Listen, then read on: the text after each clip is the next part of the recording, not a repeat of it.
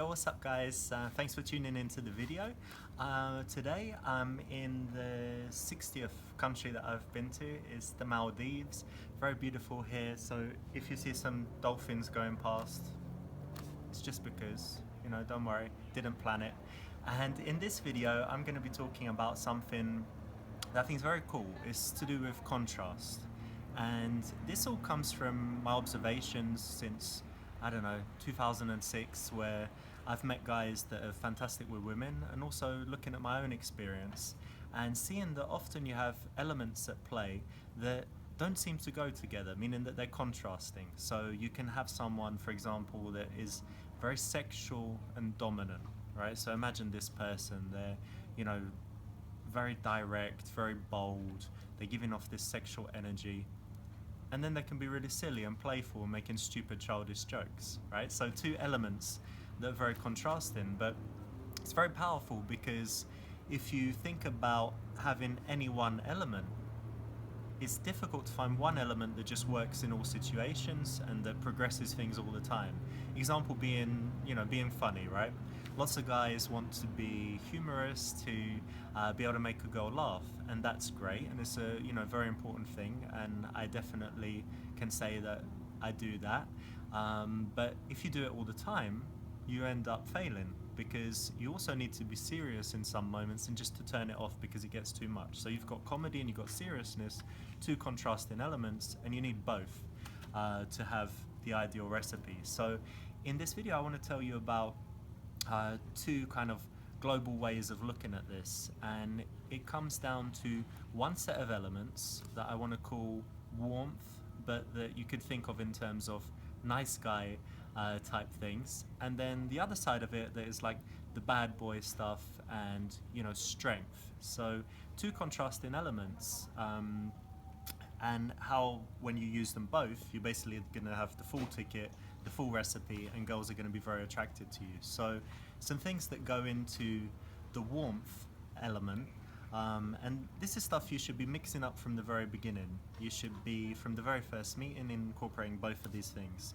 So inside warmth, something that comes up early, if you're doing things right, is showing some vulnerability or being startlingly honest. So honesty can be something like revealing something you wouldn't so early. Vulnerability could be saying that you've just recently had a setback, but not dwelling on it. Just saying it, and it's just like, wow, he's really honest. Most people wouldn't do that. He's really trusting. Most people wouldn't be like that. So you wanted to have that kind of, thought in our mind. An example from my personal life is when I met the girl that's filming this video. She told me something within the first 3 minutes that was something that really shocked me because it was so honest. And from that moment I trusted her, and it actually meant that I wasn't maybe paying that much attention, thinking, oh, is she being real? Is she telling the truth here? I was like, okay, she's an honest person. So you can see how, honesty is something we always want to build when we're meeting girls, when we're meeting trainers. Girls, friends, trainers? What's trainers? Do I carry on? I don't know. Stop. Trainers. Nothing to do with anything that should be in my mind. So you're meeting girls and friends, colleagues, colleagues, not trainers, other people. And so you always want honesty and vulnerability too. If you can say something, it might come out quite early. For example, that my dad wasn't around when I was growing up. I can say that, and it shows some vulnerability, but I'm not going to stand there crying. I'm going to move on, change subject, but just let that be out there. Other things that you want to do that go in this warmth category are having in-jokes, very quickly finding something between you that you two can share. So for example, if there's someone nearby and they make some silly sound or have some stupid accent or something, and you kind of parrot it to her, and then that's your callback humor. You've got that anytime you see her. and it can be something that comes very quickly.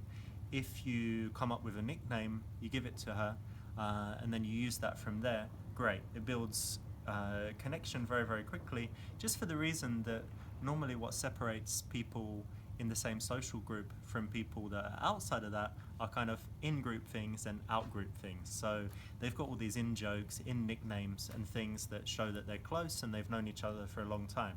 But you don't have to know someone for a long time. You can build that very, very quickly. Other things that will be useful is just vocabulary, you know, using things like the word we.